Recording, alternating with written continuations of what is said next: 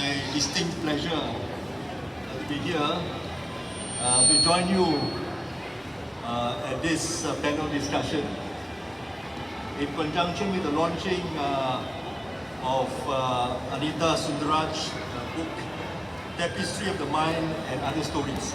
Now, firstly, let me say here that while I was sitting in the back, because I didn't want to distract your attention, I was sitting in the back. I was in a position to observe the discussion, and at the same time to see the interaction between the participants and the panel of speakers. And I think this is one panel discussion that has generated a lot of interest around the subject of mental health. I'm sure you all will agree why mental health is so important today. Because to me, to Anita, to Prof, to all those who are involved with the issue of mental health, and to each and every one of you as a citizen, as a member of the community, very concerned about mental health, I'm sure all of you will agree with me on one thing, and that is there is no health without mental health. I think this is something which we all have to bear in mind. So I'm indeed very pleased once again to be here this afternoon in conjunction with this book launching. And I'm indeed very honored to be called upon by Anita to come and conduct this ceremony. Now, it is with some trepidation, let me repeat, when I accepted your personal invitation for your book launching. Now, I say so because I am more at ease with people launching my book rather than for me to launch other people's books. But of course, for the sake of Anita, who is such a prolific writer and such a pleasant personality, I really find it very hard to decline. Let me say it very frankly here. But let me share something before I continue my speech of what I know about Anita. Now, I have known her for some years, and I noticed one thing about her, that she is someone, when she decides to do something, when she is committed to do something, you can be assured that the job will be done. This is Anita. That is what I know of her. Now, with regard to her background, she was trained and practiced as a medical legal lawyer before she decided to pursue her passion for writing. Anita, I understand, has published many magazines and journals, including more than 250 feature articles in our national newspaper, the New Straits Times. Her book projects include novels, short story collections, and biographies. In fact, for your information, she was the one who wrote the biography of one of my very close friends, Seri called Mad Haven. That was the title of the book. Am I right?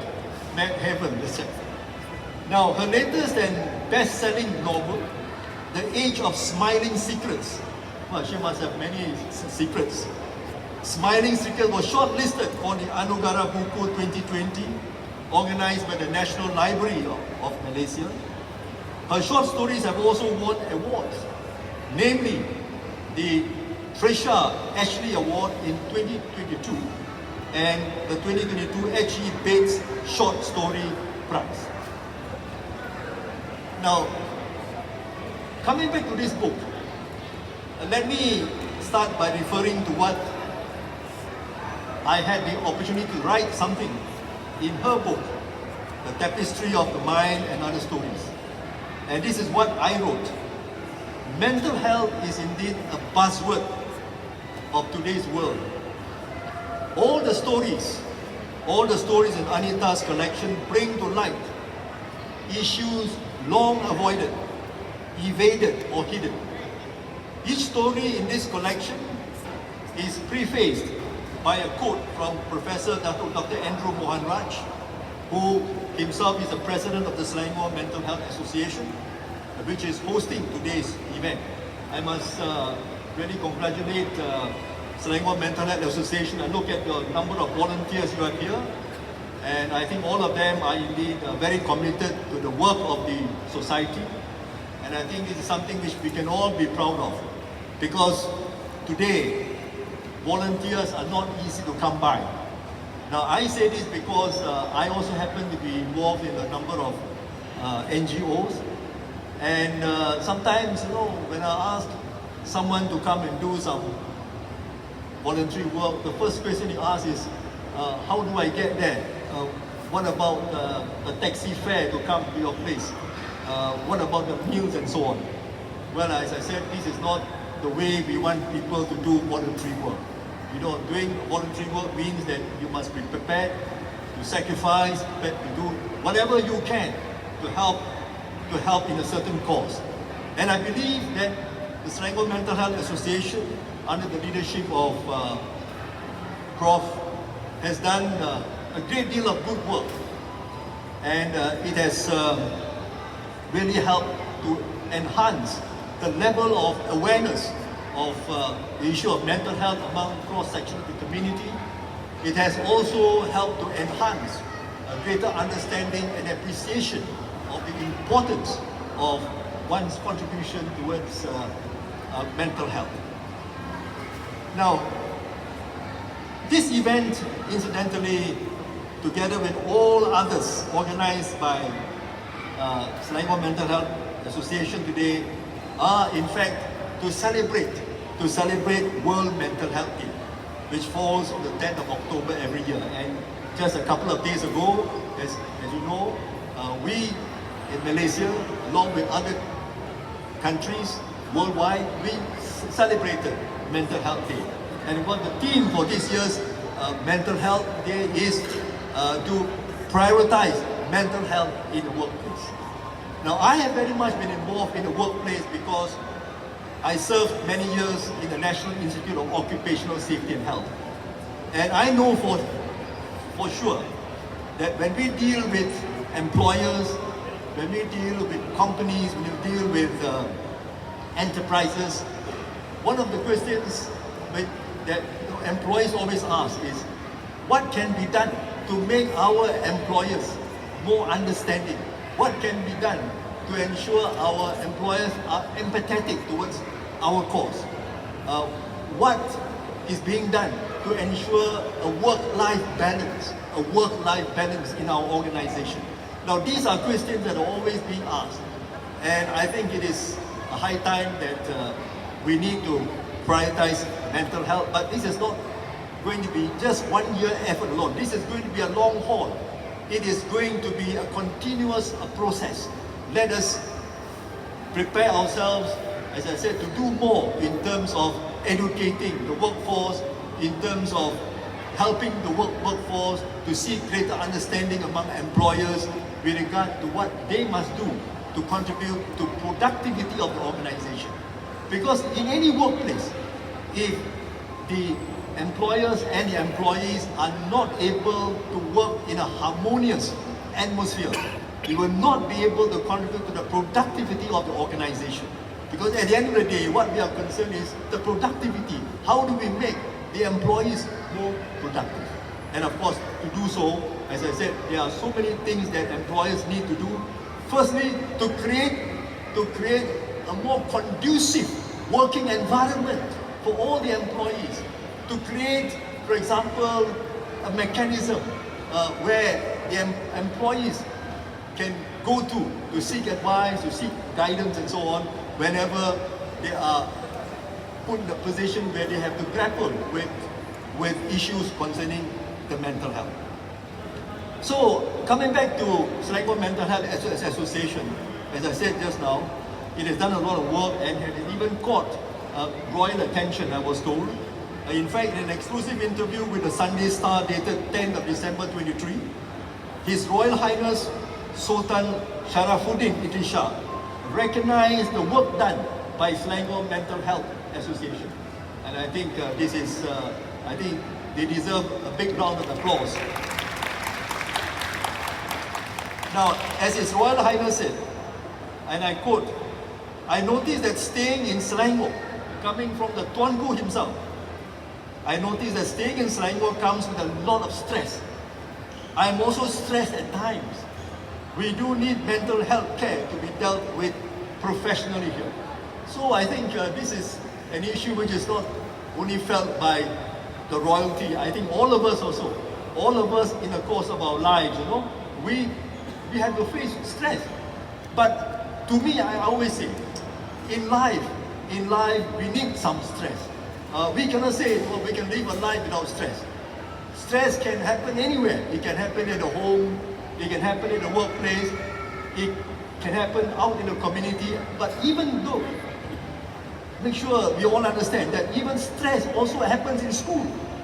Stress also happens in school, because imagine, you know, we have a system which is so much exam oriented that the students, you know, they have got to be so stressful over sitting exams, and then on top of that, the parents, you know, coming hard on them and say, if you cannot perform well, you know, you will not be able to get this, you will not be able to get that. So a lot of the pressure being put. So there's the reason why I say we need some stress. But stress can be challenging, because without stress, as I said, there's no challenge in life. But we must not be overstressed. Ataupun dalam bahasa Melayu, tekanan yang berlebihan. Kalau tekanan berlebihan, ini akan menjadi satu masalah yang besar. Dan ini boleh mengakibatkan kepada pelbagai jenis masalah yang dihadapi oleh masyarakat kita. So coming back to that, as I said, these are things that the Tuanku had taken note of Selangor Mental Health Association. And as a member of the Ministry of Health's Mental Health Advisory Council, together with Prof, and also I happen to be a patron of Befrienders Kuala Lumpur, I'm indeed heartened by all the support shown by each and every one of you, taking your Sunday time to be here, instead of spending time with your family, with your friends, you decide to come here to listen to the panel discussion, to learn more about how to deal with this multifaceted issue of mental health challenge in our community. Now, still I'm often being asked by many people, I'm sure you have also been asked this question. All this talk about mental health, what is it all about? Now, to me, good mental health is something that we all need. It is a feeling of well-being, it is a feeling of happiness, it is a feeling of being able to cope with life's many challenges, to accept others, and most of all, to have a positive attitude towards oneself. This is the most important challenge we have got to surmount. Scientific and medical research demonstrates that mental health is a foundation for good health, as physical and mental health are indeed inseparable. Despite its increasing significance, the reality is that governments, public health practitioners, and citizens alike devote insufficient attention and consequently fewer resources to mental health. And meanwhile, the suffering caused by mental illness and mental disorders is quite staggering. Patients with mental illness suffer a great deal and are unable to function normally. On top of that, they face discrimination and rejection from the community, and this has a detrimental effect on their recovery. When you add this to the theme of World Mental Health Day 2024, it's time to prioritize mental health in the workplace. A layer of complexity of issues arises. And I believe some of these issues, I think in the course of the Q&A just now, I think these issues have been touched upon. Now, I have written about this very topic in this memoir. You know, I served the community for close to about 55 years. I started off in politics at the age of 23. I retired in 1990, and after my retirement, I focused my attention on NGOs because, very frankly, there's too much politicking in politics. And so I thought it would be better for me to take a break. So when I took a break, I decided that it would be a very, very long break. So for many years, although I have been offered, to go back as a candidate, I said, no way. I'm not going to go back to politics. I want to begin a new phase of life. And that phase of life is continuing my service to the community through non-government organizations. And the reason why I'm prepared to give my fuller support to Selangor Mental Health Association for all the great work and many other NGOs in the country that are doing magnificent work. They all deserve commendation. They deserve my strongest support. Now, I came out with a book. My book is called Lilang Thye, Recalling a Lifetime of Service. And this is what I wrote in my book about the issue of mental health. On 15 July 2019, in an article called Mental Health in the Workplace, published by The Star, I wrote, there are many types of stress. Job insecurity is one of them. Poor control over work. Low support from co-workers. Dissatisfaction from the employers. Many young workers have to struggle to cope with work. New financial commitments, family expectations, and relationships. All parties, from my point of view, is this, that these are the very issues that need to be addressed if we are to be able to achieve this objective of promoting good mental health at the workplace. But above all this, I think one very important thing we have to bear in mind is this. It is time for us to stop this stigmatization. I think far too long, I think all these people suffering from mental health sickness, mental health disorders, I think far too long, I think in the community, these people have been stigmatized. And this is something which I think all of us have a responsibility to break this. I went further in another article called Impact of Mental Health Stigma. And this is what I wrote. I said stigma devalues a person. Why stigma is bad? Because stigma devalues a person and affects the self-image. Some of the harmful effects of stigma include refusal to accept illness, delaying or refusing a treatment, isolation, fear and shame. So these are some of the issues that have to be grappled with. Therefore, ladies and gentlemen, the way forward as I see it, I want to shorten my speech. The way forward as I see it is this, is there is a greater need, more and more needs to be done to enhance the level of awareness on mental health. And this involves a lot of stakeholders. This involves the community.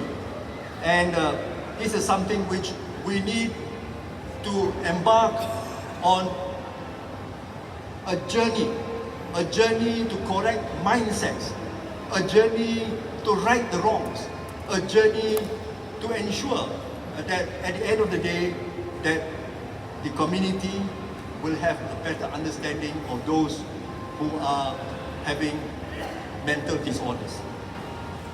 Of course, the immediate answer is to empower the mentally sick and their family members to stand up against stigmatization and discrimination through education and public engagement. A less obvious way, of course, will be to do it through the Anita way. And the Anita way which is to create stories, to tell the community, to tell people through books, through the publications, to give them an idea of what are the mental health issues and what needs to be done to cope with them. Anita used her abilities, I must say, to highlight the problems many people face and correct the many misconceptions about mental health. It is no surprise then that many of the stories in this collection have won awards and are highly commended by the literary fraternity. Now, of course, I can't end here without this quoting some of the stories that she has written. In fact, just now, there was a member from the floor who asked Anita, what do you think is your best one that you want us to know, just to remember? Now, I want to quote this here. This sounds to me very striking. Take the story like the minor issues. The minor issues. It's about a couple. It's about a couple slowly falling out of love. Instead of being in love, falling out of love. But still believe that a baby can save their marriage. And take a moment now and ask yourself the following questions. You don't need to tell anyone the answer. Merely that whatever your answer, let it be honest. And so the questions are, am I in such a marriage? Do I know someone who had a baby just to save the marriage?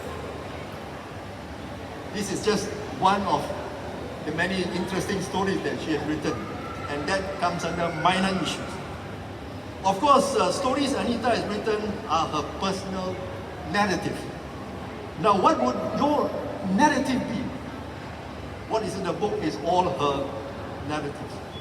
Would you think in the same way as the protagonists in these stories? As my friend Tan Sri Mahadevan says, when internalizing our challenges, there is an awareness that everyone has a personal narrative. Now, if that story is mentally unhealthy, how can the person who believes and lives it can be mentally healthy? When I asked Anita which one is her favorite story, without missing a beat, she told me, say hello to Yama. I don't think I need to repeat. I think you have been told that story. Yeah? It's about a problem at the back of the mummy's house, And in fact, I was telling myself, what has happened to the elected rep? The elected representative is supposed to come to your help. Those Wakil Raya, Ali Parliament, they're supposed to help the people whenever there are floods, any drain problem, they should come to help. But I'm very, very surprised. She has to talk about hello to Yama. But anyway, thank God, everything is over. Now, in January 2023, Andrew Mohanraj wrote about something similar to this in his specialty, disaster psychiatry, in his column. Now, I must say, as far as Prof is concerned, he is another great just writer. In many ways, as I said, there are many things I need to learn from him. Because in his case, he's a professional. He's trained as a doctor to look after those who are mentally sick. Whereas in my case, I'm not a doctor. I'm not a psychiatrist. Neither am I a psychologist. But over the years, as I said, being a people's representative, being someone who works with the community, being someone who gets associated with the many problems in the community, I have come to understand how important it is that I must come in and play the role of a strong advocate. So I put myself in a position of an advocate. I like to advocate, for example, on issues like safety and health. I like to advocate on issues like human rights.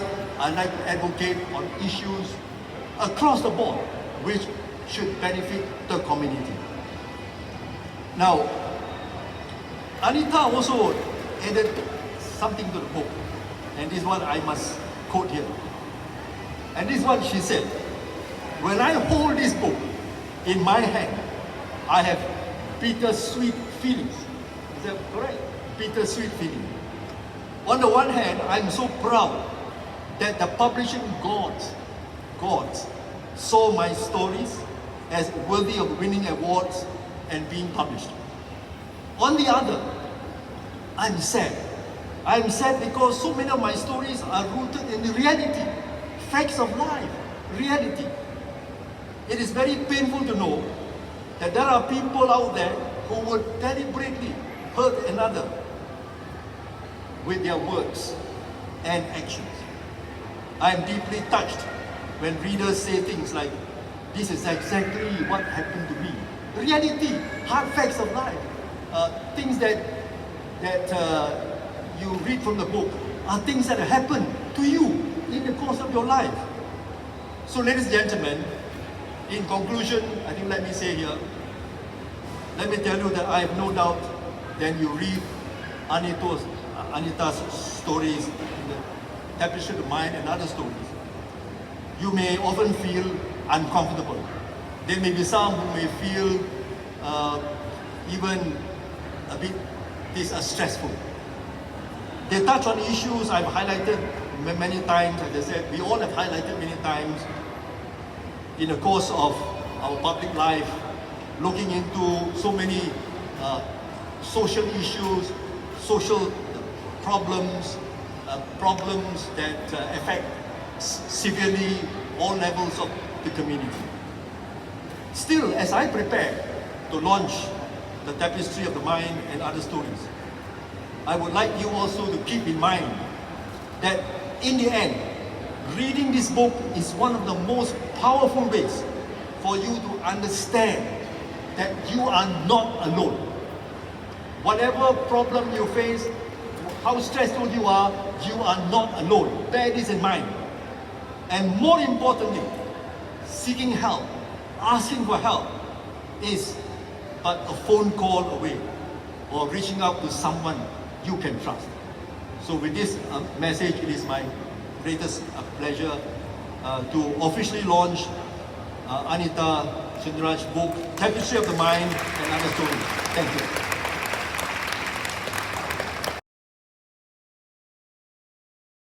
And now we are going to have the launching of Tapestry of the Mind. So ladies and gentlemen, let's get excited as the book is being unveiled. 1, 2, 3.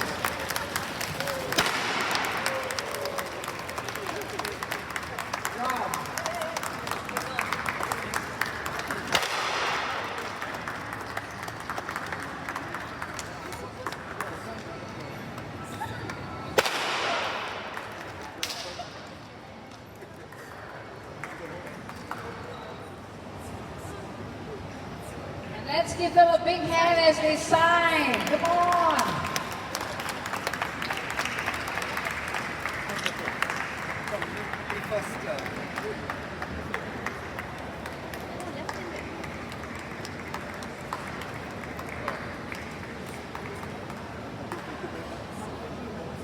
Once again, let's give them a big hand.